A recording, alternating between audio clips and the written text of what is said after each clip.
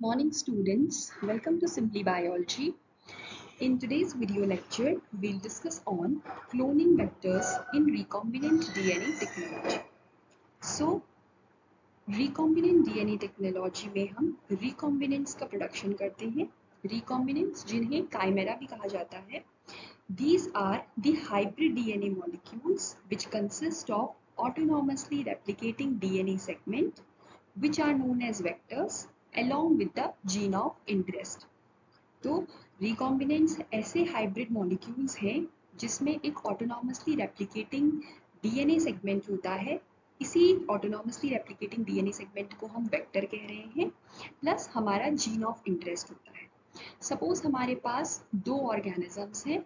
एक हो गया हमारा डोनर ऑर्गेनिज्म जिसके पास एक हमारा जीन ऑफ इंटरेस्ट प्रेजेंट है, और एक हो गया हमारा होस्ट ऑर्गेनिज्म. हम चाहते हैं कि डोनर ऑर्गेनिज्म के कैरेक्टरिस्टिक्स होस्ट ऑर्गेनिज्म में ट्रांसफर करे जाएं. तो ये किस तरीके से पॉसिबल होगा? जब हम जो हमारा जीन ऑफ इंटरेस्ट है उसको ट्रांसफर करेंगे होस्ट सेल में. अब ये ट्रांसफर किस तरीके से होता है? इसको ट्रांसफर करने के लिए वेक्टर्स की रिक्वायरमेंट होती है. तो जो वेक्टर्स होते हैं वो एक तरीके से कैरियर की तरह काम करते हैं या जीन टैक्सी की तरह काम करते हैं. जो वेक्टर्स होते हैं उन्हें जीन टैक्सी भी बोला जाता है. तो ये जो क्लोनिंग वेक्टर्स होते हैं ये क्या काम करेंगे? हमारे जीन ऑफ इंटरेस्ट को डोनर सेल से होस्ट सेल में ट्रांसफर करेंगे और हमारा एक रिकॉम्बिनेंट प्रोड्यूस करेंगे जिसको हम कहेंगे काइमेरा, और यही हम रिकॉम्बिनेंट डीएनए टेक्नोलॉजी में पढ़ते हैं. So vectors are the DNA molecules which act as a transporting vehicle for carrying foreign DNA into host cell for cloning and expression. तो जैसे कि मैंने आपको बताया कि वेक्टर्स एक जीन टैक्सी की तरह काम करेंगे, और ये ऐसे डीएनए मॉलिक्यूल्स हैं जिनके पास जो as a transporting vehicle act कर रहे हैं. किसको ले जाने का काम कर रहे हैं? ये फॉरेन डीएनए को, यानी कि जो हमारा डोनर है जिसके कैरेक्टरिस्टिक्स हम हमारे होस्ट सेल में चाहते हैं, for the purpose of cloning and expression. ये जो वेक्टर है ये क्या काम करेंगे? क्लोन करने का काम करेंगे. क्लोनिंग यानी कि मल्टीपल कॉपीज बनाने का काम करेंगे, और एक्सप्रेशन मल्टीपल कॉपीज इन्होंने बना दी जीन की. अब जीन जिस प्रोडक्ट के लिए कोड कर रहा है उसको एक्सप्रेस करेंगे. तो सीधे शब्दों में कहें तो रेप्लिकेशन और ट्रांसक्रिप्शन और ट्रांसलेशन का काम करेंगे. सो अब जो वेक्टर्स होते हैं ये भी दो टाइप्स के होते हैं. एक होते हैं क्लोनिंग वेक्टर्स और दूसरे होते हैं expression vectors. Cloning vectors are used to clone foreign DNA, whereas expression vectors are used for transcription and translation. अब जो क्लोनिंग वेक्टर्स होते हैं वो क्या काम करते हैं? क्लोन करने का काम करते हैं. नाम से पता चल रहा है क्लोन करने का काम मतलब रेप्लिकेशन करने का काम. डीएनए को रेप्लिकेट करेंगे, उसके मल्टीपल कॉपीज बनाएंगे. जबकि जो एक्सप्रेशन वेक्टर्स होंगे वो क्या करेंगे? ट्रांसक्रिप्शन और ट्रांसलेशन का काम करेंगे. वो जो जीन जिसके मल्टीपल कॉपीज बने हैं वो कौन सा प्रोडक्ट के लिए कोड कर रहा है उसका ट्रांसक्रिप्शन करेंगे और फर्दर ट्रांसलेशन करेंगे. तो जो हमारा वेक्टर होता है वो कुछ हमें इस तरीके का दिखाई देता है जिसके पास एक ओरिजिन ऑफ रेप्लिकेशन प्रेजेंट होता है. तो आज हम इन्हीं के फीचर्स के बारे में डिस्कस करेंगे. So what are the features of cloning vectors? अब जो सबसे पहली एबिलिटी होनी चाहिए क्लोनिंग वेक्टर के पास वो होनी चाहिए to replicate in the host cells. अब देखिए हमें क्या चाहिए? हम चाहते हैं कि जो हमारा फॉरेन डीएनए है या जो हमारा जीन ऑफ इंटरेस्ट है वो होस्ट सेल में जाके रेप्लिकेट करे, और उसको ले जाने का काम कर रहा है वेक्टर. तो वेक्टर के पास भी ये एबिलिटी होनी चाहिए कि वो रेप्लिकेशन शो करे होस्ट सेल में. अगर क्योंकि वेक्टर तो एक जीन टैक्सी की तरह काम करे, तो अगर वेक्टर रेप्लिकेट करेगा होस्ट सेल में तभी हमारा जीन ऑफ इंटरेस्ट भी होस्ट सेल में रेप्लिकेट कर पाएगा. ठीक है, तो इसको हम ऐसे समझते हैं कि मान लो अगर हमें किसी जगह पे घूमने जाना है और हमारे पास एक टूरिस्ट गाइड है, तो टूरिस्ट गाइड हमें लेकर के जा रहा है उस नई जगह पे, तो टूरिस्ट गाइड को पता होना चाहिए उस जगह के बारे में सारी चीजें. ठीक है, तभी वो हमें गाइड कर पाएगा. तो ऐसे ही क्लोनिंग वेक्टर जीन को होस्ट सेल के पास ले जा रहा है, जीन ऑफ इंटरेस्ट को होस्ट सेल के पास ले जा रहा है, तो उसके पास भी एबिलिटी होनी चाहिए रेप्लिकेट करने की. So all the cloning vectors have origin of replication for autonomous replication within the host cell. तो हमारे जितने भी cloning vectors होंगे उनके पास क्या होना चाहिए, origin of replication present होना चाहिए. origin of replication एक ऐसा site होता है किसी भी डीएनए सेगमेंट में जहां से आपका क्या होता है, रेप्लिकेशन स्टार्ट होता है. ठीक है, तो अगर हम प्रोकैरियोट्स की बात करें, फिर ठीक है प्रोकैरियोट्स यानी कि बैक्टीरियाज की बात करें, तो वहां पे ओरिजिन ऑफ रेप्लिकेशन को बोला जाता है ओराई सी. और अगर हम यूकैरियोट्स की बात करें तो वहां पे ओरिजिन ऑफ रेप्लिकेशन को बोला जाता है ARS, ऑटोनॉमस रेप्लिकेटिंग सीक्वेंस. तो जितने भी क्लोनिंग वेक्टर्स हैं उनके पास एबिलिटी होनी चाहिए to replicate within the host cell. Second, the origin of replication क्या है? It is a specific sequence in DNA from where the replication starts. When foreign DNA is linked to the vector containing origin of replication, then along with vector replication, foreign DNA also starts replicating within the host cell. तो अगर हम जो foreign DNA है उसको हम एक vector के साथ link करेंगे जिसके पास origin of replication होगा, तो vector के replication के साथ साथ हमारा जो foreign DNA है या जो हमारा gene of interest है वो भी host cell के अंदर replicate करने लग जाएगा. नेक्स्ट जो क्लोनिंग वेक्टर की प्रॉपर्टी होनी चाहिए वो होगी, it should have unique restriction enzyme sites for insertional cloning. इसके पास यूनिक रेस्ट्रिक्शन एंजाइम साइट्स होनी चाहिए. अब देखिए हमें क्या चाहिए, हम क्लोनिंग वेक्टर में सबसे पहले क्लोनिंग वेक्टर में हम अपना जीन ऑफ जो इंटरेस्ट है उसको इंसर्ट करना चाहते हैं. उसको हम कैसे इंसर्ट करेंगे, हमें पहले क्लोनिंग वेक्टर के पास क्या करना पड़ेगा, जो क्लोनिंग वेक्टर है वो भी एक डीएनए सेगमेंट है, तो उसको हमें क्या करना होगा, सबसे पहले कट करना होगा. कट किससे करेंगे, रेस्ट्रिक्शन एंजाइम. अब आपको पता होगा कि जो रेस्ट्रिक्शन एंजाइम है वो किसी भी डीएनए सेगमेंट पे ऐसे ही जाके कट नहीं करते हैं. वो कैसे कट करते हैं, रेस्ट्रिक्शन एंजाइम्स एक पर्टिकुलर सीक्वेंस पे कट करते हैं, स्पेसिफिक साइट पे कट करते हैं जिसे बोला जाता है रेस्ट्रिक्शन साइट या रिकॉग्निशन साइट बोला जाता है. तो उन रिकॉग्निशन साइट पे जाके ही जो रेस्ट्रिक्शन एंजाइम्स होते हैं वो डीएनए को कट करते हैं.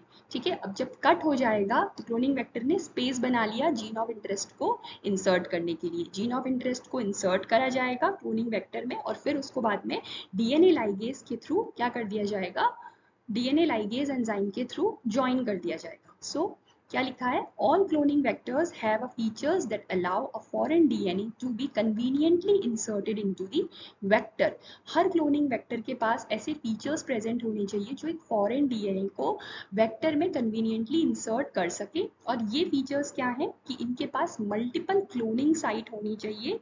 मल्टीपल क्लोनिंग साइट, इन्हीं साइट्स को बोला जाता है polylinker site, which may contain many unique restriction sites. Multiple cloning sites के पास कई सारी restriction sites present होनी चाहिए. So the restriction site in the polylinker site are first cleaved by restriction enzymes and the target gene is then ligated into the vectors using DNA ligase, जो कि मैंने अभी आपको बताया.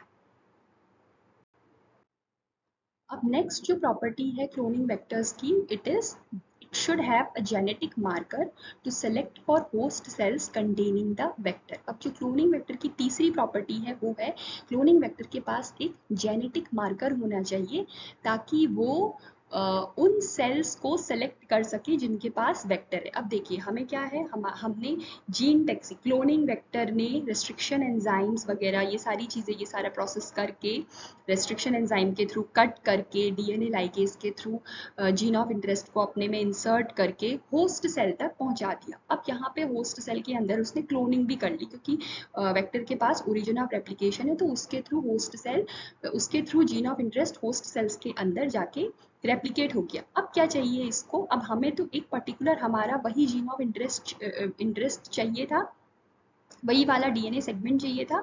तो हम उन्हें आइडेंटिफाई कैसे करेंगे, आइडेंटिफाई करने के लिए क्या चाहिए होता है, हमें जेनेटिक मार्कर चाहिए होता है. तो जेनेटिक मार्कर क्या है, it is a gene that allow the selection of transformed from non transformed cell and recombinant containing transformed cell from non recombinant containing transformed cell. तो जेनेटिक मार्कर क्या होता है, एक ऐसा जीन होता है जो अलाउ करता है सिलेक्शन ट्रांसफॉर्म्ड सेल्स का नॉन ट्रांसफॉर्म्ड सेल्स से. ठीक है, तो रिकॉम्बिनेंट क्या है ये आपको पता है कि रिकॉम्बिनेंट क्या है, रिकॉम्बिनेंट आपको समझ में आया. Recombinant means hybrid DNA molecule जिसमें हमारा एक वेक्टर है प्लस हमारा जीन ऑफ इंटरेस्ट है. तो ट्रांसफॉर्म्ड सेल क्या होंगे? वो सारे सेल्स जिनके पास रिकॉम्बिनेंट प्रेजेंट होगा उनको ट्रांसफॉर्म्ड सेल्स कहेंगे, और जिन सेल्स के पास रिकॉम्बिनेंट नहीं प्रेजेंट होगा उनको नॉन ट्रांसफॉर्म्ड सेल्स कहेंगे। ठीक है, तो जेनेटिक मार्कर क्या है? ऐसे जीन है जो सेलेक्ट करते हैं transformed cells from the non transformed cells and recombinant from the non recombinant ones. अब ये जो मार्कर्स होते हैं ये दो ब्रॉड कैटेगरीज को बिलोंग करते हैं, which are selectable marker and screenable marker. अब सेलेक्टेबल मार्कर क्या होता है? सेलेक्टेबल मार्कर मीन्स नाम से पता लग रहा है कि ये सेलेक्ट कर रहा है। ठीक है, सेलेक्ट कर रहा है, क्या कर रहा है? Selectable marker gene encodes a product that allows the growth of one type of cells under specific conditions that kill or restrict the growth of other type of cells. Selectable marker क्या कर रहा है? ऐसे product के लिए, ऐसे gene के लिए कोड कर रहा है, सेलेक्टेबल मार्कर जीन ऐसे प्रोडक्ट के लिए कोड कर रहा है जो एक टाइप के सेल की ग्रोथ को रेस्ट्रिक्ट करते हैं और एक तरीके के सेल की ग्रोथ को प्रमोट करते हैं। तो सेलेक्टेबली सेलेक्ट कर रहे हैं, क्या कर रहे हैं? ट्रांसफॉर्म्ड और नॉन ट्रांसफॉर्म्ड को उन्होंने सेलेक्ट कर लिया और एक टाइप के सेल्स को की ग्रोथ को प्रमोट कर रहे हैं और दूसरे सेल टाइप्स की ग्रोथ को रेस्ट्रिक्ट कर रहे हैं। अब किन की ग्रोथ को प्रमोट कर रहे हैं और किन की ग्रोथ को रेस्ट्रिक्ट कर रहे हैं? रिकॉम्बिनेंट कंटेनिंग ट्रांसफॉर्म्ड सेल्स की ग्रोथ को प्रमोट कर रहे हैं और non recombinant containing transform cell की ग्रोथ को रेस्ट्रिक्ट कर रहे हैं। ठीक है, अब है दूसरा आता है स्क्रीनेबल मार्कर। स्क्रीनेबल मार्कर क्या कर रहे हैं? सेलेक्टेबल मार्कर तो सेलेक्ट कर रहे हैं। अब ये जो स्क्रीनेबल मार्कर होते हैं इसमें भी नाम से पता लग रहा है कि यहाँ पे किसी चीज की स्क्रीनिंग चल रही है, यहाँ पे स्क्रीन किया जा रहा है। तो स्क्रीनेबल मार्कर क्या होते हैं? ये ऐसे प्रोडक्ट को कोड कर रहे हैं जो क्वांटिटेटिव ऐसे के थ्रू डिटेक्ट किए जा सकते हैं, यानी कि ये ऐसे प्रोडक्ट के लिए कोड कर रहे हैं जिनको हम इजीली क्वांटिटेटिव ऐसे के थ्रू डिटेक्ट कर सकते हैं। ठीक है, तो स्क्रीनेबल मार्कर जीन्स, इन्हीं को कहा जाता है रिपोर्टर जीन।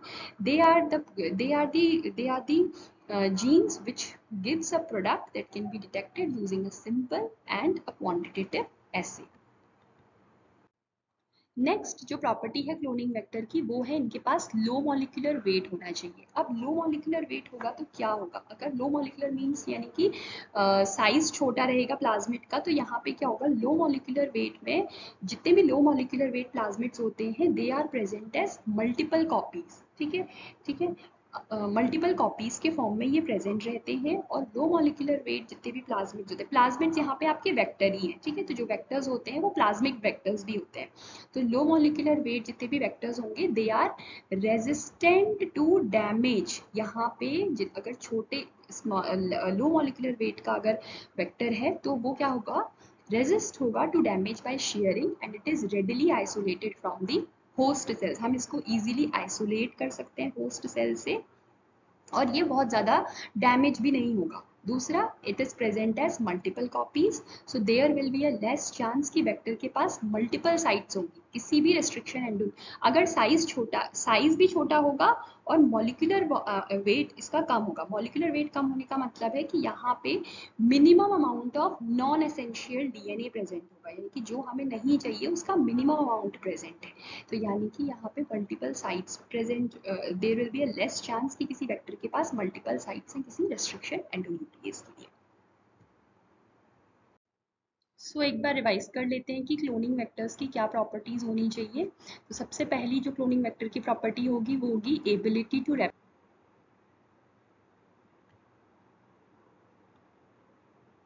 सेकेंड इसकी प्रॉपर्टी होगी it should have unique restriction enzyme, presence of restriction sites. तीसरा इसकी प्रॉपर्टी होगी प्रेजेंस ऑफ जेनेटिक मार्कर्स जो रिकॉम्बिनेंट और नॉन रिकॉम्बिनेंट को सेलेक्ट करने में हेल्प करेगा। और फोर्थ इसकी प्रॉपर्टी होगी लो मॉलिक्यूलर वेट जिसमें हमें minimum amount of non essential DNA मिलेगा। आई होप आपके लिए वीडियो यूजफुल रहा होगा। वीडियो को लाइक शेयर कीजिए और चैनल को सब्सक्राइब कीजिए। Thanks for watching.